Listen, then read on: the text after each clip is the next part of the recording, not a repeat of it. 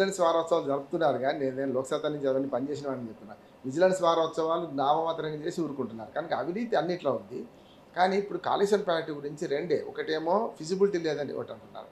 అంటే మీరన్న కాస్ట్ పెరగడం. మరి కాస్ట్ పెరిగింది అన్నప్పుడు అంటే దానికి ఉదాహరణ చెప్పగలుగుతారా? అది చాలా ఇంపార్టెంట్ పాయింట్ అండి. కాస్ట్ బెనిఫిట్ అనాలిసిస్ అనేది. ఇప్పుడు మనకి మోడల్స్, నమూనాలు, బ్లూ ప్రింట్స్ అన్ని ప్రాజెక్ట్స్లో ఎలా ఉంటాయంటే ఒక ఎకరానికి నీళ్ళు అందించడానికి ఎంత ఖర్చు అయింది ఆ విధంగా ఆలోచిస్తారు. అయితే కాళేశ్వరం మనం అనుకున్నట్టు ఈ మూస పద్ధతిలో జరగలేదు.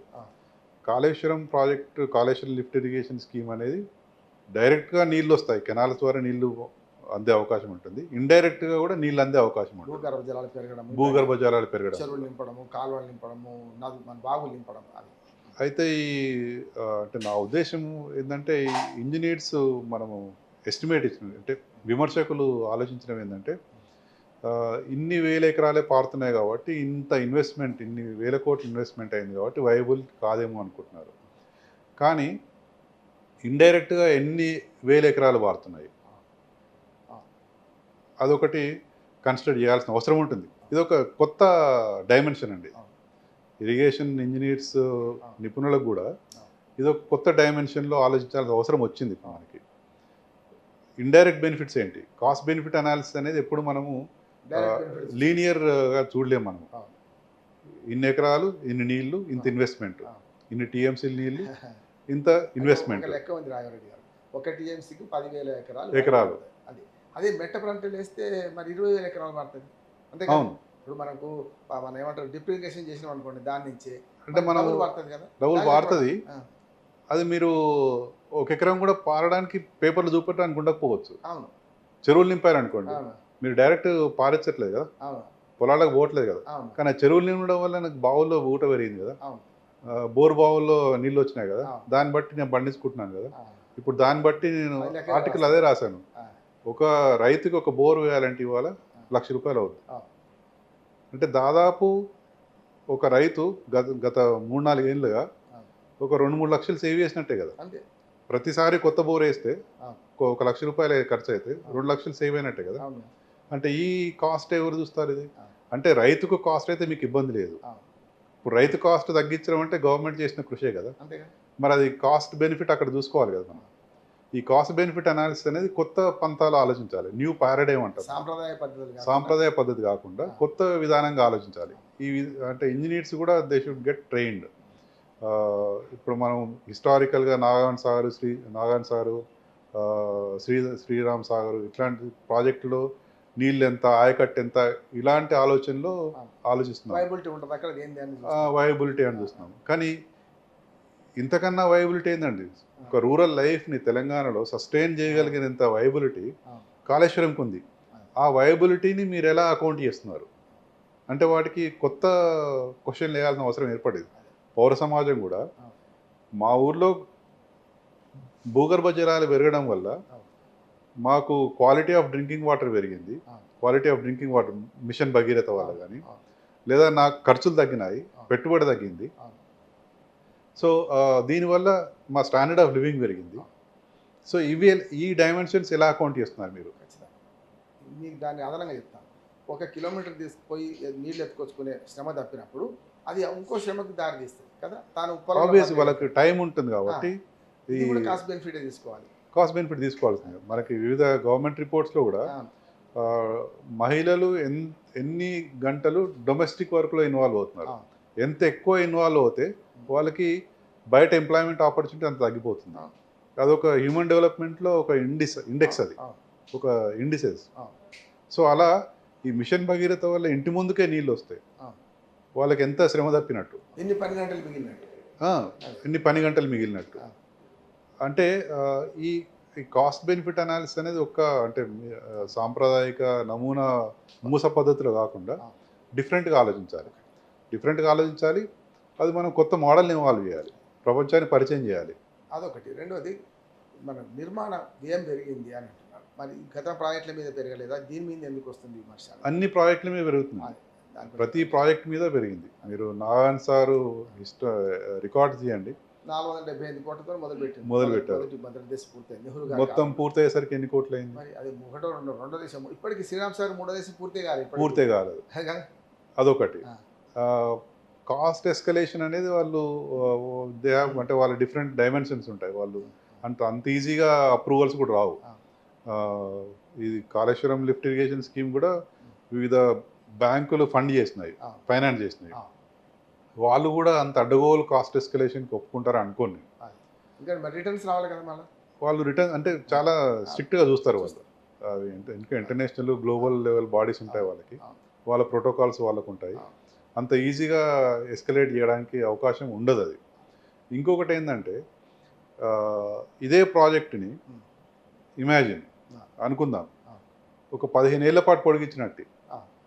ఈ సంవత్సరం ఈ ఎలక్షన్స్ దాకా మేడిగడ్డ కడతాను, పంప్ హౌస్ ఒకటి కడతాను, Kannaram pump house, Kannepalli pump house, అక్కడ నుంచి ఇంకొక barrage Sundilla barrage next term లో కడతాను, అక్కడ పంప్ హౌస్ కడతాను. ఆలోచిస్తే 10 ఏళ్ళు పట్టేది, 10-15 ఏళ్ళు పట్టేది. ఇవన్నీ 10-15 ఏళ్ళు బట్టి తక్కువకి ఏం పట్టలేదు. ఇవన్నీ కూడా ఆఖరి సింగూరు లాంటిది, మన మెదక్ జిల్లా ఉన్న సింగూరు లాంటిది కూడా ఇప్పటికి పరిహారం అందలేదు. ఇంకా అందలేదు. మా అడ్వకేట్లు బతుకుతున్నారు చాలా మంది. శ్రీశైలం బ్యాక్ వాటర్స్ కూడా ఇంకా పరిహారం అందలేదు.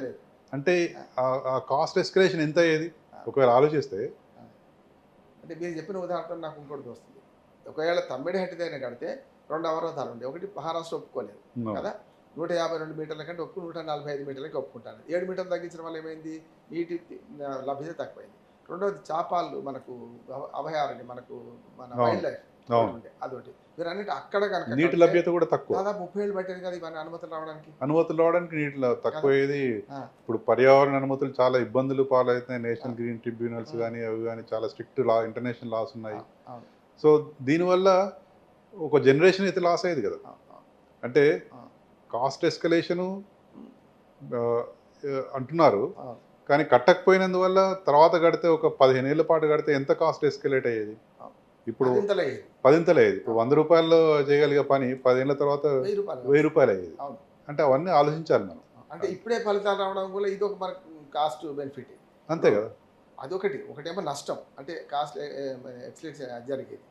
రెండోది ఏంది, ఇప్పుడు రావడం వల్ల ఈ లాభం ఇప్పుడే పొందినాం కదా. లాభం ఇప్పుడే పొందినాము, అది ప్రజలు పొందినారు. ఇప్పుడు నాకు నీళ్లు రాకపోతే నేను ఇంకొక 10 ఏళ్ళు నేను నా పిల్లలు ఇట్లాగే పేదరికంలో ఉండేవాళ్ళం కదా. అది బెనిఫిటే కదా నాకు. అందుకని ఓవరాల్గా కాళేశ్వరం ప్రాజెక్ట్ మంచిదే అంటారా? కాళేశ్వరం లిఫ్ట్ ఇరిగేషన్ స్కీమ్ ఒక అద్భుతమైన ఆలోచన. ప్రాజెక్ట్ అంటే ఎందుకంటే ఇప్పుడు మన దాంట్లోంచి రావాలి. యజమాని ఎవరిట్లా పిలిస్తే బిచ్చగాడు కూడా అట్లా పిలుస్తారు. ఒక ఉదాహరణ చెప్తాను, ఎందుకంటే కొంచెం హాస్యపూర్వకంగా ఉండాలనుకుంటే ఇంటర్వ్యూ. ఒక యజమాని ఇంటికి ఒక బిచ్చగాడు వచ్చిందట. అమ్మా బిచ్చమే అంటున్నట. ఈ యజమాని ఏమో జర కొంచెం అహంకారం ఎక్కున్నాడు, ఆడవాళ్ళ పట్ల కొంత చులకన భావం ఉన్నాడు. అప్పుడు ఏం చేసిండు, ఆ బిచ్చగాడు అరుస్తుంటే ఈయన మామూలుగా ఆరాం కుర్చీలో కూర్చొని పేపర్ చదువుతున్నాడు. ముండా బిచ్చమైపో అక్కడ అరుస్తున్నాడు అన్నమాట. అంటే అప్పుడు బిచ్చగాడు అప్పటిదాకా అమ్మ అన్నవాడు ముండా బిచ్చమే అని. మన కేంద్ర ప్రభుత్వం అంటాం, మీకు తెలుసు ప్రొఫెసర్గా, ఎక్కడ కేంద్ర ప్రభుత్వం విద్య లేదు, ఎన్టీ రామారావు అన్నట్టు. అది యూనియన్ గవర్నమెంట్, ఎక్కడ రాజ్యాంగంలో కేంద్ర ప్రభుత్వం రాయలేదు. మనం అలవోక కేంద్రం అంటాం. నేను కూడా యాజ్ అడ్వకేట్ కూడా మాట్లాడితే ప్రాజెక్ట్ అంటున్నాను, ప్రాజెక్ట్ కాదు. నిజంగా ఈ మాట వాడొద్దు మనం, ప్రాజెక్ట్ అనే మాట మన నోటీస్ రావద్దు. కాళేశ్వరం లిఫ్ట్ ఇరిగేషన్ స్కీమ్ అనాలి. ఇప్పటి నుంచి ఆ మాట మనం చెప్పాల్సిందే కదా. స్కీమ్ లో బ్యారేజీలు పార్ట్ అంతే మాట్లాడాలి అంతే. ఇప్పుడు కుంగిపోయింది కూడా 2 పిల్లర్లు ఒక బ్యారేజ్ దగ్గర కుంగిపోయినాయని మాట్లాడాలి. దీన్ని చివరిగా మీరు అంటే దీని పరిష్కారం ఏంటి, ఎట్లా అంటే రైతులకు శిక్ష రైతులు పడకుండా ఉండాలంటే ప్రభుత్వం ఏం చేయాలి? ప్రభుత్వం రైతుల దృష్టితో ఆలోచించాలి. ఇప్పుడు మళ్ళీ వర్షాకాలం స్టార్ట్ అయింది. నీళ్లు అంటే గత 2 సంవత్సరాలుగా వర్షాలు సమృద్ధిగా పడినాయి, మనకి అది ఇబ్బంది కాలేదు. ఒకవేళ వర్షాలు సరిగ్గా పడకపోతే, పైనుంచి ఫ్లోస్ రాకపోతే మనం ఏ విధంగా ఎదుర్కోగలుగుతాము? రైతులకు ఇబ్బంది రాకుండా పనులు పునరుద్ధరించి ఎన్డిఎస్సి రిపోర్ట్ కానీ నిపుణులతో రిపోర్ట్ అన్నీ తెప్పించేసుకొని ఎంక్వైరీలు జరగనివ్వండి, మీరు నిష్పక్షపాతంగా జరిపే చర్యలు తీసుకోండి. కానీ రైతుల దృష్టితో ఆలోచించి పునరుద్ధరించే చర్యలు చేపడితే, ఎంత త్వరగా చేపడితే అంత మంచిదని రైతులు కోరుకుంటున్నారు. అది మనము ప్రభుత్వం నుంచి ఆశించేది కూడా అదే. మనం చాలా సంతోషం రాఘవరెడ్డి గారు, మీకు నా అనుభవంతో కాళేశ్వరం ప్రాజెక్టు మంచిది. దీని రాజకీయ కారణాల వల్ల వ్యతిరేకించాల్సిన అవసరం లేదు. రాజకీయ కక్షలు ఏముంటే మీరు తీసుకోండి. అవినీతి ఉంటే కూడా అవినీతి ఎంక్వైరీ చేయండి. ప్రజాధనాన్ని దుర్వినియోగం చేయొద్దు అంటున్నారు మీరు. చివరగా దీన్ని ఎంత వీలైతే అంత తొందరగా ఉపయోగంలోకి తీసుకురండి అంటున్నారు. 2 పిల్లలు కూడా వల్ల దాని నష్టాన్ని నివారించి ఇవాళ దీన్ని ఉపయోగంలోకి తీసుకొస్తే రైతాంగానికి మంచి లాభం చేర్చుకుంటున్నట్టు అవుతున్నాను. మీ రాజకీయ కక్షలతో రైతాంగానికి శిక్ష వేయకండి అని ముగిస్తూ ఇంకొక లాస్ట్ ఒక్క ముఖ్యమైన విషయం అండి. చెప్పండి. ఇదొక వినూత్నమైన ఆలోచన, వెరీ వెరీ ఇన్నోవేటివ్ స్కీమ్ అండి. ఎక్కడ ఇటువంటి మోడల్స్ లేవు. మనమే ఫస్ట్ టైం చేసాము. తెలంగాణలోనే ఫస్ట్ టైం ఇది నిర్మించబడింది.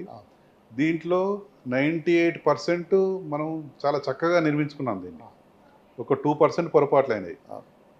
అది కూడా చాలా తక్కువ. కొత్త ప్రాజెక్ట్ ఎటువంటి నమూనాలు లేకుండా కట్టిన దీంట్లో చాలా లొసుగులు ఉంటాయి. దాదాపు 30% డిఫెక్ట్స్ కూడా ఉండే అవకాశం ఉంటుంది. అటువంటిది మనం దాదాపు 98%, ఒక పంప్ హౌస్ ఫెయిల్ అవ్వలేదు, ఒక కెనాల్ బ్రీచ్ అయినట్టు లేదు, ఈ మిగతా రిజర్వాయర్లన్నీ ఇంటాక్ట్గా ఉన్నాయి, మిగతా బ్యారేజ్లన్నీ బాగున్నాయి, కొండపోచమ్మ సాగర్ కానీ మల్లన్న సాగర్ అన్నీ బాగున్నాయి. ఒక 2% డిఫెక్ట్ మాత్రమే ఉంది. ఇది కూడా ఎందుకంటే మనకి ఇటువంటి మోడల్స్ ఎక్కువ లేవు, ప్రపంచంలో లేవు, దేశంలో లేవు, అటువంటి అనుభవం లేవు. ఇంజనీర్స్కి అనుభవం లేదు, నాయకులకు కూడా అనుభవం లేదు, భారత ప్రభుత్వంలో ఉండే సెంట్రల్ గవర్నమెంట్లో ఉండే అఫీషియల్స్ కూడా అంత అనుభవం లేదు. సో దానివల్ల ఏమవుతుందంటే ఇదొక వినూత్నమైన ఆలోచన, most innovative scheme to suit, అంటే మన భౌగోళిక పరిస్థితులకు అనుగుణంగా నిర్మించబడిన అద్భుతమైన ప్రాజెక్ట్, అద్భుతమైన స్కీమ్ కాళేశ్వరం అనేది అనుకోవాలి మనం. అది గుర్తించాలి, తెలంగాణ ప్రజలు గుర్తించాలి. ఎందుకంటే పెరటి చెట్టు వైద్యాన్ని మనకు అన్నట్టు మనమే గుర్తించాం మనం. ఇది చాలా అద్భుతమైన స్కీమ్ ఇది.